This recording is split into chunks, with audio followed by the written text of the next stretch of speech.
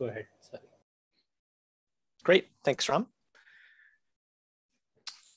In terms of proposed agenda, I think we still have the ongoing topic of continuing the working group charters and drafting and getting those up and running. I don't think anyone added anything else in the intervening week, but if we have any other day of topics, we can discuss those too.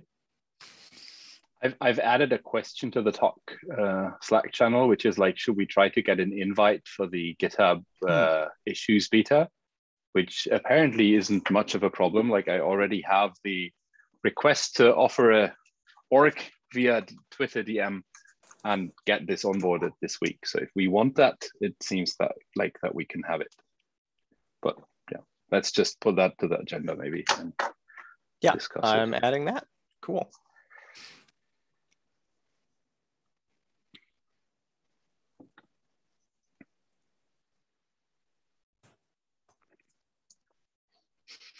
Well, great. Well, should we keep talking about working groups first? I can give an update. I think things are ready for official consideration with the App Runtime Platform working group. I finished up some edits to the proposed set of initial approvers based on feedback from Amelia. I pinged her last week to see if she had any changes she wanted to make. She hasn't replied, so, but I think given how things have stabilized, let's plan to turn this one into a real PR and have it up for official review. So I will plan to do that later today.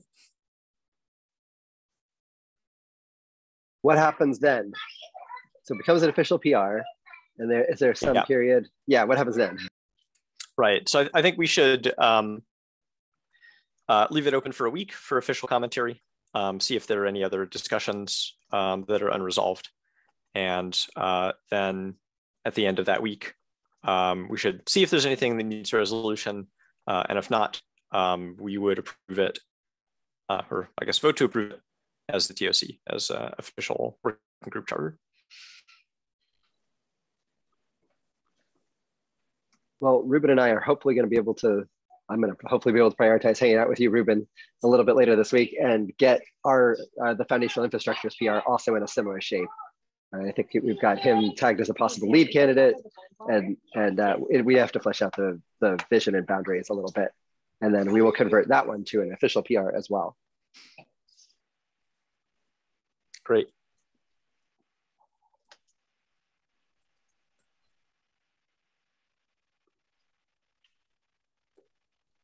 Yeah, for the App Runtime Interfaces Working Group, I modified the charter after the discussion with the build packs. I'm still unsure what we do with those, let's say, more external projects like Stratos, notifications, multi-apps, autoscaler. Don't know to leave them in. I could add a few committers that have committed as a proposal, but they are only for the core project, so it's just for copy actually. Everything else, I received no further comments. That makes it a bit difficult to progress. So honestly, I have no problem with simply leaving those more external projects for now out and yeah, right away comment. If somebody wants to engage here, they can approach us and then add it later. And for now, we simply leave it as a line item and nothing without any additional information. But at least I would recommend somebody from that we have the CFCLI inside, and also a few names for all the build packs after the split. That's something that is still missing. Because if copy is there, CLI is there, build packs is there, then at least the working group core, the real core, could start. I don't know about the more remote projects, and there is a little, let's say, overlap between responsibilities in the interfaces working group and the deployments working group when we talk about cats and things like that. But yeah, I guess that time will show what happens here.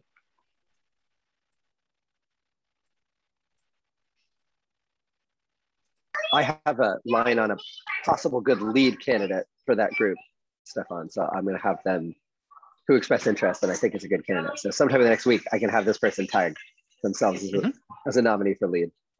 Then we have some leads kind of in theory for most of the groups. Okay, and then it's a task of the lead to sort out the rest. That's sort of. Yeah, they're a key element. Yeah. Yeah. I think we found it definitely most productive when we have the involvement of the person who's going to likely be the lead for that group, because then they, it's a lot easier getting their buy-in on the more precise scope of the working group and the people that should be involved. And to be frank, like if a working group lead picks that up, that there might be easy roads to actually get people to either like involve themselves or get rid of some of the repos, right? You can just say like, there's a bunch of repos. We don't know who would maintain them. We are going to archive them if nobody steps up. And then you see if there's interest in these repos, right? If there is, then at least some complaints should come up. Then you have people to address like how they think you should figure out who should step in, right? So.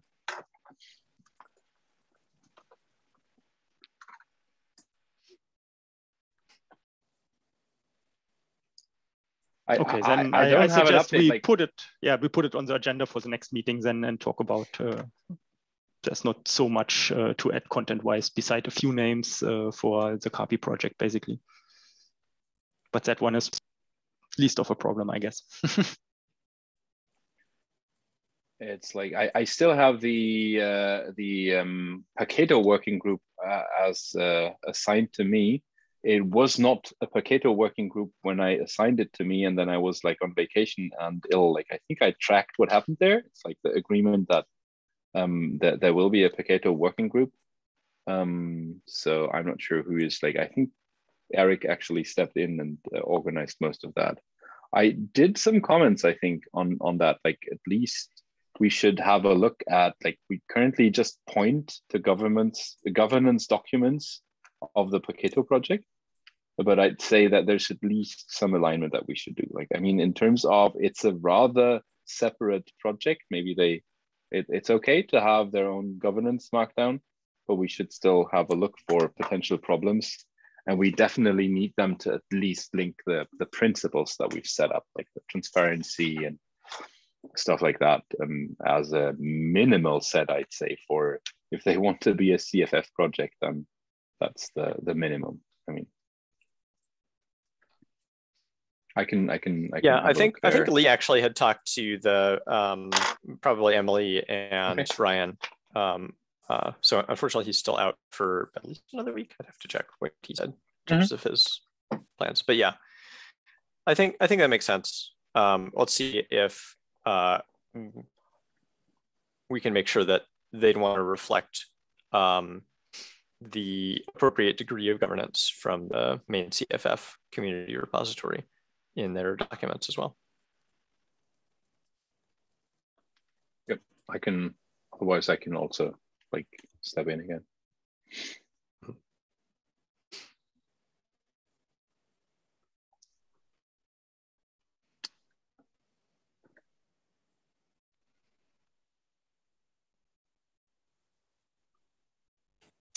Great. Any other ones we need to talk about at this point?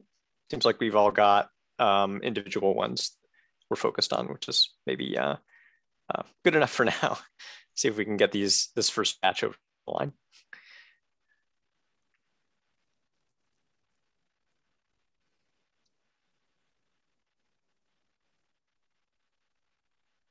Okay, should we move on to Jan's topic about the GitHub issues beta? If there's anything left to discuss there. Jan, I actually I hadn't followed anything about this new issues beta. Would you want to give a brief overview of what the new features are?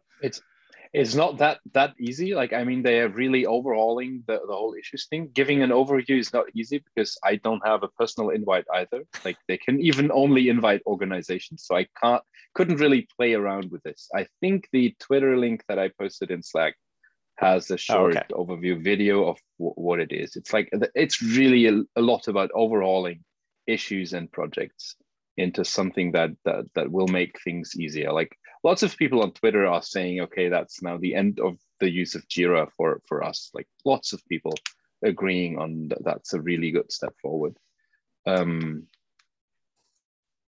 If the beta is already a good step forward, or if there's some drawbacks in that, is something I couldn't really tell. I mean, I can also try to just get that for some org that I just create. I think that doesn't matter that much. And then we can actually have some kind of play area. That would be possible, I guess. It's just they can't onboard personal accounts, apparently. Like, there was a response on GitHub also that they started with orgs. Got it, okay. I'd be fine with trying it out personally. I mean, if we're going to start investing in it significantly, we're probably going to find the current thing fairly deficient, right? Issues is weak for product management, really. We ask the people that do run or maintain CF deployment. I think they are using GitHub projects. Yep. Yeah, I would mostly at this point be curious about whether that would actually disrupt what people are currently doing, especially if they're using projects and if they're getting all like merged together into a new issues experience.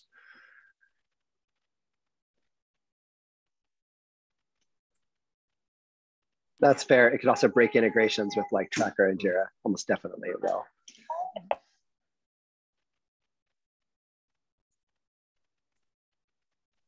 And in a very similar topic, one of the CF engineers at VMware was like, I want to use CodeStream or whatever that thing is called, the IDE and where it runs like in Docker containers on Azure. And he's like, who pays for that? And can I use it in the Cloud Foundry org?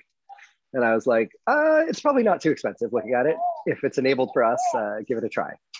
But there's all these amazing GitHub features like actions and CodeStream, whatever that thing's called, that are going to get built like Cloud Foundry org. I mean, partially, I'd say this is already the case. I think that's not code spaces, but like, I'll just share my screen quickly. It's already now that if you are in, for example, the community repo in the Cloud Foundry org and hit dot, there's a VS Code coming up. Right. And I don't think that there's any cost attached to that. No, I think you pay for the you can set up files in the repo that create like test builds and such. And you can create buttons that launch containers that run a lot of common workflows, like running various tests and such, which is really nice when you're brand new. So it's a good way to increase contribution for new time people. So it sounds like a great idea to me. I can't tell whether we're actually allowed to do it or not, because like it only applies to 2 GitHub plans. We're neither of those plans. We're not a plan that exists as far as GitHub documents, because we're like the Linux Foundation. So they made a plan for us, who knows? And then it's not clear to me how much it's going to cost, but it's probably going to be relatively cheap, as long as we have a way to track this a little bit over time and keep it from getting out of control.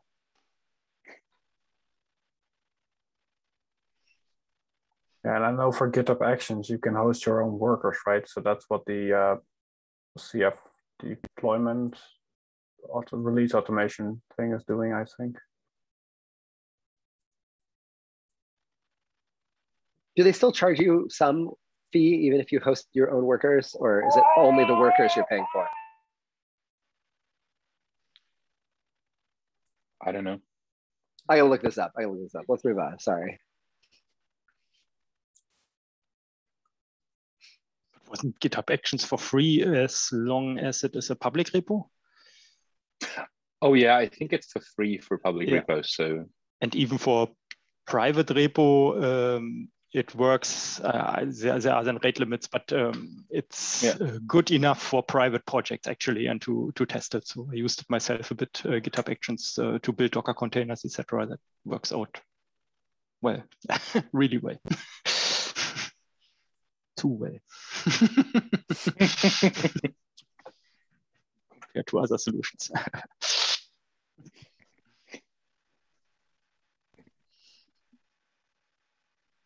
Okay, so if we opt the CF org into the GitHub issues beta, that's going to change that for everyone, right? So, and we'd have to switch it back on an organization-wide level if for some reason something catastrophic broke, right? It's like I'll try to research if there are any possible negative consequences. For one example, okay. I don't think that they switch the projects tab for now, right? So I think that's something in addition, and they are probably thinking about migration or something like that, but they won't interrupt the usage of projects there. I'm pretty sure, but I'll research that. And if I don't find anything that I'm sufficiently confident, then maybe I'll just create an org and request it for that, and like add whoever wants to be added to that org to start playing around. Mm-hmm. Sure, that sounds great. Thanks, Jan.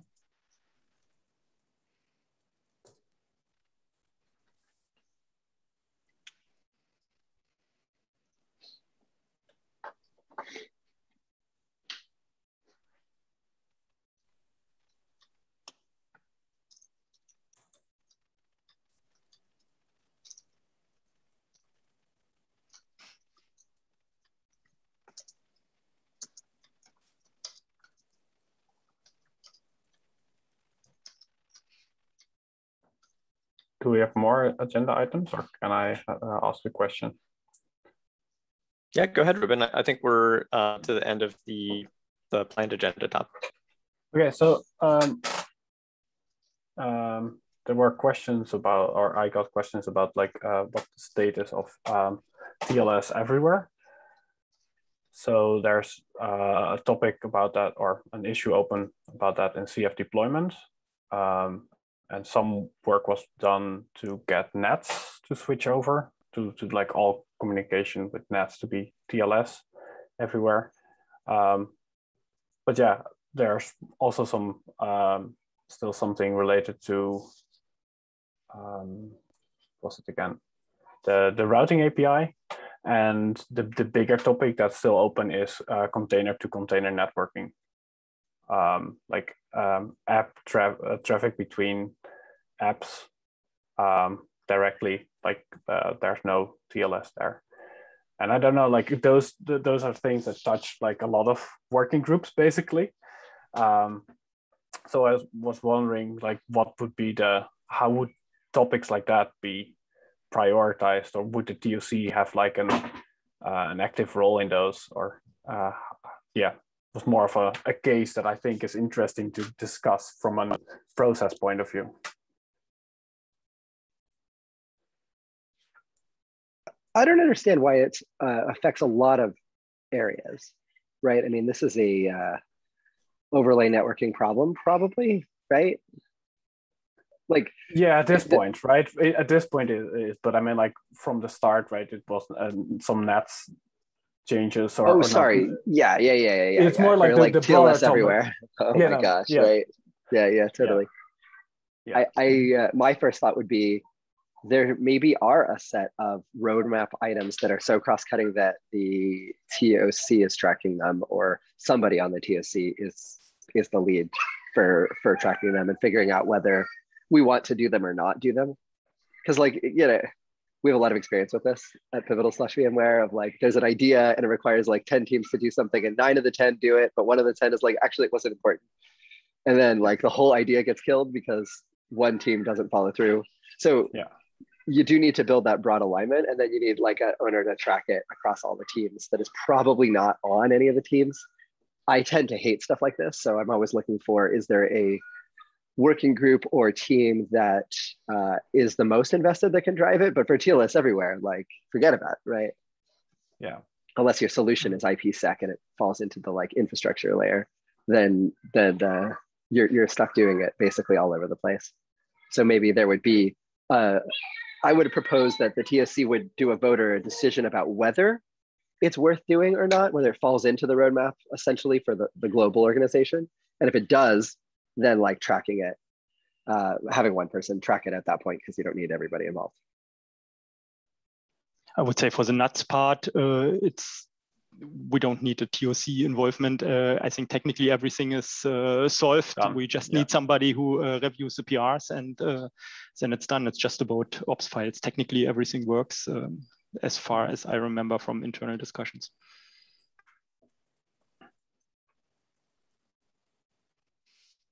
Yeah, I guess it is also worth discussing the scope of TLS everywhere, like what that really means. And if it should include those aspects of the data plane, like for the app-to-app or container networking. So I think even getting the control plane stuff finally closed out sounds like a pretty reasonable amount of scope that it seems like we've been on the verge of being done with that for years. It'd be kind of nice to see that get done. I think the data plane stuff, especially with container to container, that's maybe a little more sensitive, especially if people are using that for performance anyway. So that might be something that should be considered separately.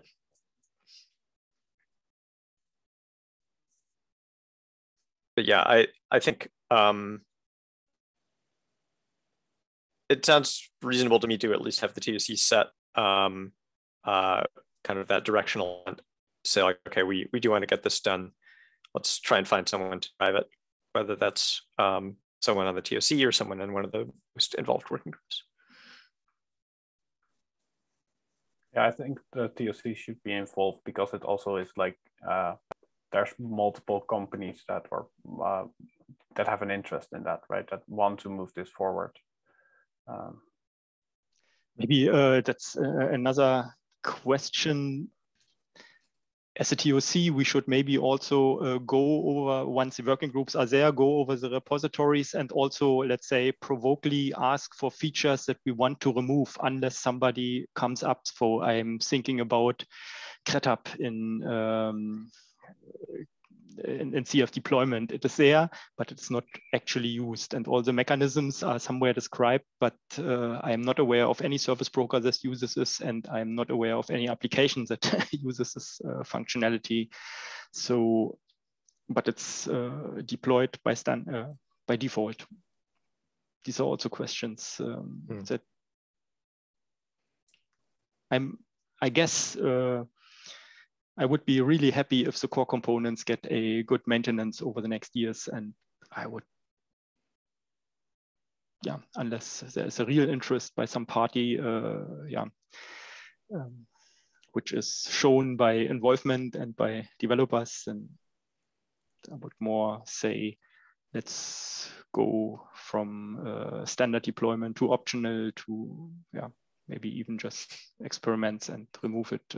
Or things like that. And we will have more and more topics there. These questions won't go away, I guess. Yeah, Stefan, you're saying you'd like to see us do a good pruning pass over what's being supported in the community and all of those working groups, and try and consolidate that and concentrate our effort as much as possible.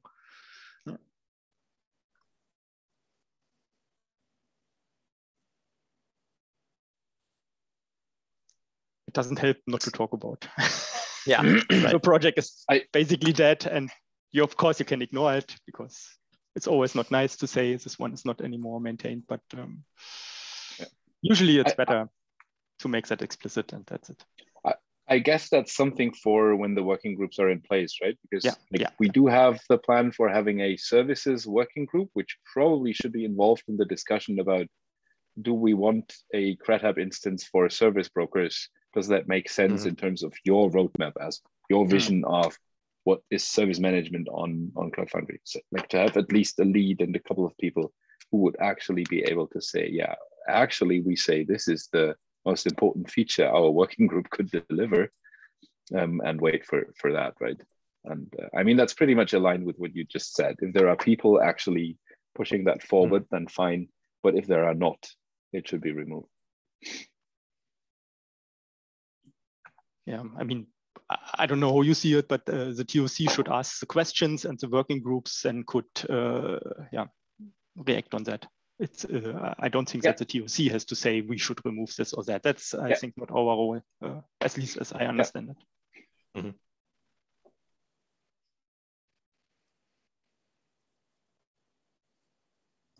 And I mean, half-baked features is a good thing, right? I mean, the CRED hub that is there but nobody uses it is somehow a half-baked feature, and that's like it like can only turn out to be costly one way or another, right? Is probably well baked, but the integration and the usage and the adoption is I don't know, not even put into the oven.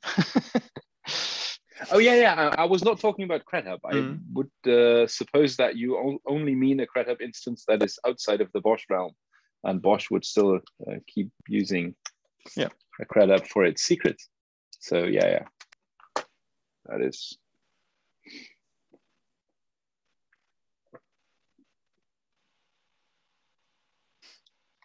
Yeah, at the very least, it seems, again, we can confirm this with folks, but shouldn't be the default to include in CF deployment. That should be opt-in instead of opt-out.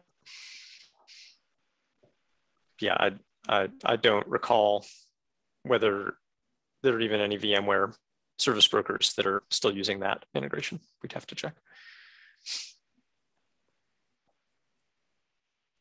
I know we use it extensively in our proprietary product, but it doesn't have to be an open source default that makes sense. Yeah. Because if there's no service brokers, the ecosystem is there's zero service brokers that ever write things to CRED hub, then why would you have a CRED hub by default? It doesn't make any sense. Sounds expensive. Yeah. One of the other, to move on just a tiny bit, one of the other like cross-cutting large decisions is the next stem cell and root file system line. I feel like that's something that the TOC should weigh in on. But like ultimately the infrastructure working group is going to do the production of, right? I just don't feel, I feel like we need to be pretty intentional about what we do next there, because it's going to be fairly expensive. Just to do an inventory, we would have to build a new stem cell, we'd have to build a new root file system, and we would have to rev all the build packs to work on that new root file system. So it's going to be a fairly large move, and it does need to be done by March of 2023, when Bionic goes out of support. So maybe I'll have, Ruben and I will probably be collaborating to write up a proposal to move to like some stem cell line, which is probably going to be JJ, and then put it forward to you all for some feedback and decision, and then we can start tracking it in the foundational group. At least it sounds like a time window that might mean we should do it, even if we plan to converge on V3 build packs, right? March 2023. Sounds like the escape hatch of, okay, didn't work out, now then we need to do that, should be planned in. Yeah, what I don't know, I was thinking about this too, and I'm like, well, the only piece of the puzzle I don't understand is how much work is it to take the existing build packs and make them work on the new operating system. It may be almost no work, in which case we can always just do it at the last second if we need to.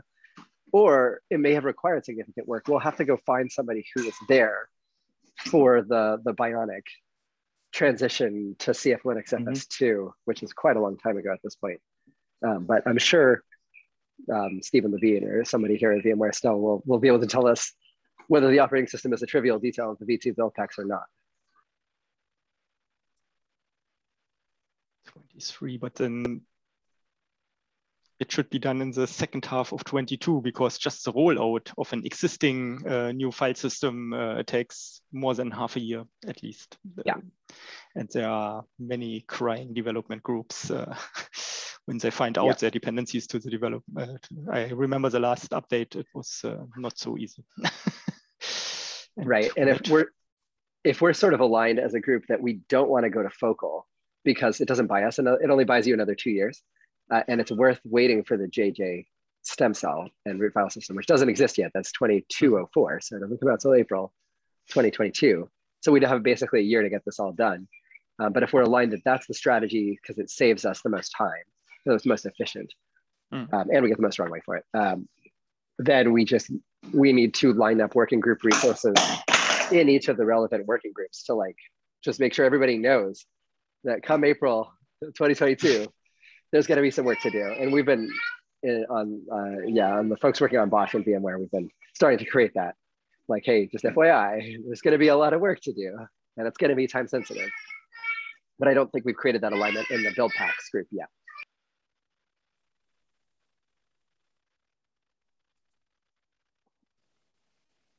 I mean, I do know that the Pacato folks plan to take every other long-term support Ubuntu version. Like we had that discussion already with them, so that they have that work only every 4 years.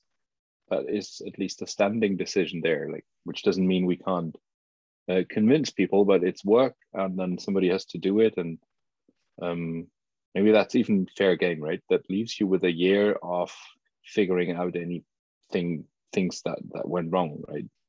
Because it's I think it's 5 years. Yeah. That's the strategy that makes sense. So. We just want to be in sync with them, right?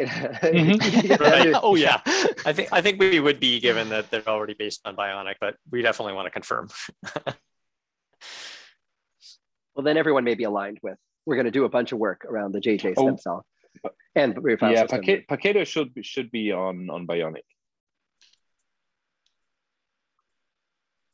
I assume you can't rev the root file system first without the stem cell, because you can't run a much newer operating system on a much older kernel. Well, so I don't think if there's been kernel backports, then it might be okay. Because I think we even hit that with when we went to CF Linux FS3 first. That might even have worked okay on the trusty stem cells. Yeah, it did. Yeah, but the trusty stem cells are running the Zeno kernel. Anyway, yeah, you get the idea. Right, yeah, they had a kernel backport, so it all worked. Yeah, it was fine. So if the corresponding kernel in the Bionic line is recent enough, then it would be okay.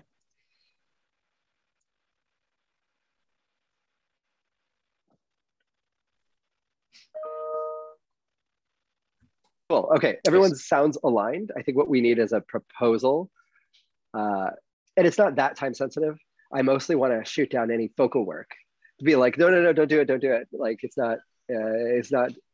we might not use this. So I'm certainly down for exploring and trying to get rid of anything that can accelerate the new stem cell and new root file system when it does come out, because we'll know the incompatibilities, we'll know the change set, and so on.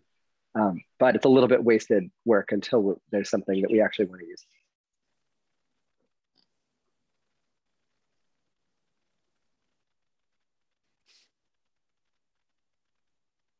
Any other business from anybody? Just one quick question, like the work that is currently ongoing with regards to Cloud Foundry and Kubernetes stuff, what working group would that be hosted in, so to say? Like, I mean, CF for Arcades is a clear that would be a runtime platform, I suppose, but that's not going to be the route that we likely take, right? So there are some experiments and custom resources and like some documents. I guess at least former members of the CF Arcades team, or maybe actual, I don't know that exactly, are actually participating there, but that's still not a good reason for where to put it. But yeah, I don't really have a proposal, so that's more a question to put to the room. Eric's got opinions, I guarantee you. Yeah, I think, I mean, looking at the scope of work that's there, I mean, with the current approach there, that's providing a new component that's still compatible with the Cloud Controller APIs. So I think there's been some discussion of like, should that also, like, at least that more outward facing work, would that go in the app runtime interfaces group to be aligned with that? And also, because it's intended still to be CLI compatible. So there's a certain amount of cohesion there. But then I think that gets less clear when you keep going farther back in the architecture, like with the CRDs that are backing the API component and then the controllers that are acting on it.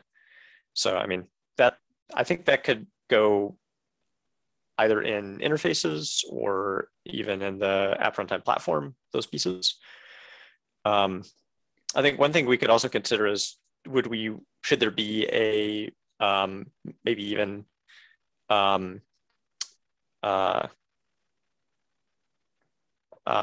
transient working group to focus on this that's separate from the other ones. I don't know, that would be more cohesive and related to the other groups. So I think that's another option that we could consider.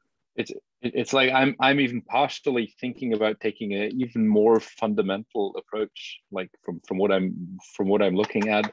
I'd say in large parts, I'm more sure on the building images side than on the how to bring a container up and receiving traffic. But like for building, I'd say 80% of the value at least we get by just having build tags. Cope with that, right? Where do I take a base layer? How do I get a runtime layer? How do I get these things patched?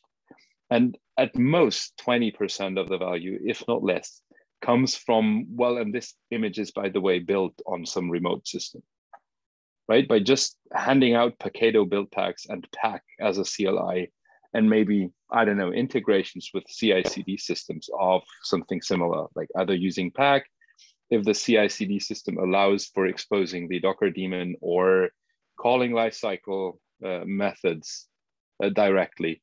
That's like getting 80 or 90% there to providing the most value that we have. And I think there's a lot of work in maintaining something like KPack and integrating that and doing that. And I'm not sure if that's the way to go. I'm less sure on the runtime side, but there it's similar. It's like, most of the value I'd say that we can provide comes from like actually channeling the knowledge, right?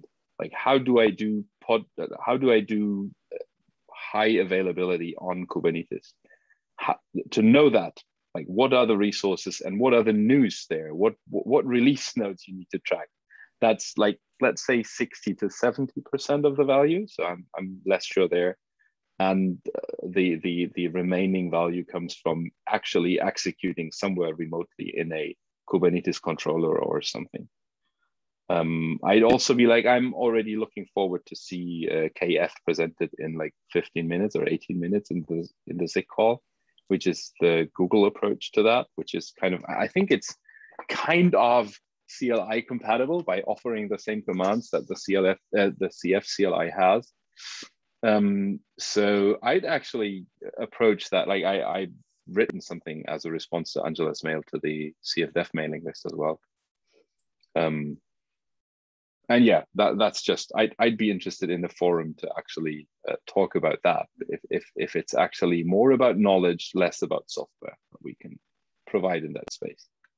Yeah, I think that's interesting. I mean, when we'd had a bunch of discussion over really the past year, certainly for folks that are already invested in CF, any of the incompatibilities, especially with the developer experience, had been big sticking points. That's where kubecf had certainly seemed more appealing from a completeness and a continuity perspective than even CF for K8s.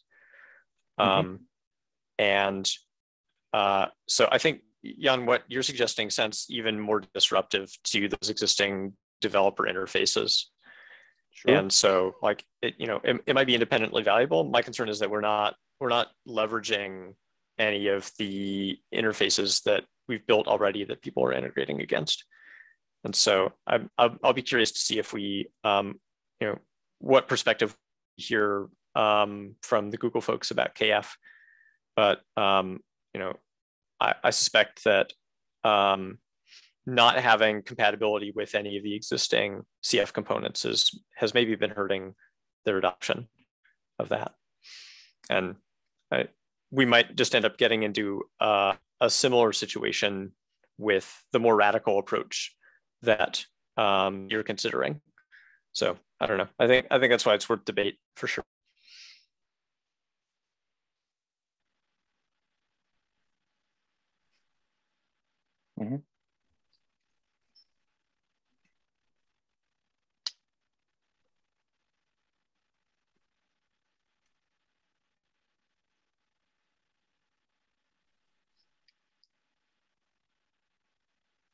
Yeah, I'm also unsure about the approaches. If you start a development from scratch, then everything is open. And I would even say if I have a KF-like deployment, then usually it's an abstraction on an abstraction, and usually that doesn't pay out because you anyway have to know the details, and you then just try to address the second abstraction to get the first abstraction correct. That's usually pain. On the other hand, if you are already using the CF API and you have built tools and pipelines and whatever on top of it, yeah, then it's difficult to do a radical change. If then the radical change is unavoidable, I have some idea where then the roadmap goes, and there will neither be a C nor an F involved anymore. That's my fear here a bit. So just think yourself, I mean, sure, what would you do for your home automation? Would you deploy CF4K on your Kubernetes cluster that you have installed with K3s? Or would you go natively? Install a Kubernetes cluster, but that's a different topic. I have done actually, anyway. And I have not regretted it so far. No, it's like I was actually talking about removing this kind of like drive to abstract things, and more like it's hard to say, right? How to provide that, and if there is then any C or F left, that's true. But like as I've written in that mail, I mean it like that, right? It's like if that means reducing the amount of software that makes this up, then that's maybe fine. I mean, we just recently, like one interesting thing I just noticed is if you look up documentation for high availability on Kubernetes, one of the things for intended disruptions, like what VM maintenance you find is the pod disruption budget, and like the description for like if you have a stateless app, what should I do is, yeah, well, put it to min availability 90%. That sounds like a great value. We just tried it out. We switched our opinion on that and just turned it around to use max unavailability 10% because of how Kubernetes rounds. Because like min availability 90% means any instance count less than 10 means no pod must be disrupted. So even knowledge about these kind of things, it's like putting that in front of a developer, it's just crazy. Yeah, I'm still not sure if it's worth an abstraction that says, you know what, call it an application that I'll cover everything, which is like, I mean, at the latest, if your process doesn't handle sick term correctly, then maybe you even have to figure out how Diego is handling your application, right? In the CF case, then even there, the abstraction might be leaky. It's and a very frequently asked question. A very frequently asked question. Yeah, and this is worse on Kubernetes, I'd say, right? Where we don't control Diego. Like CF has control over Diego, so there's a lot of things where you can probably get away with really having abstracted something. On Kubernetes, the risk for leaky abstraction is just huge. Anyway, it's not this round to discuss it. Yeah, not easy. No, definitely not. And I mean, there's a dual approach even, right? If I understand the Tanzu application platform announcement correctly, this is potentially a similar approach, right? Just throwing a bunch of tools that help in application development and not trying to be CF compatible in that, and just keeping Tanzu application services running for those who want the CF push.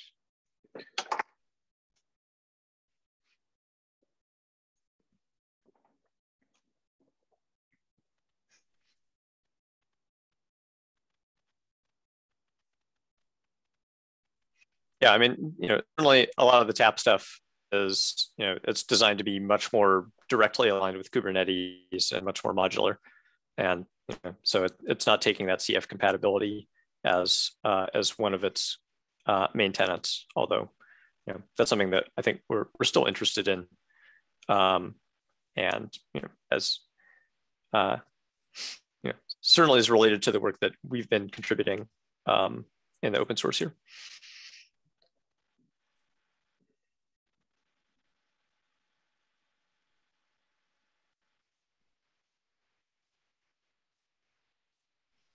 Well, any other topics before we close out today?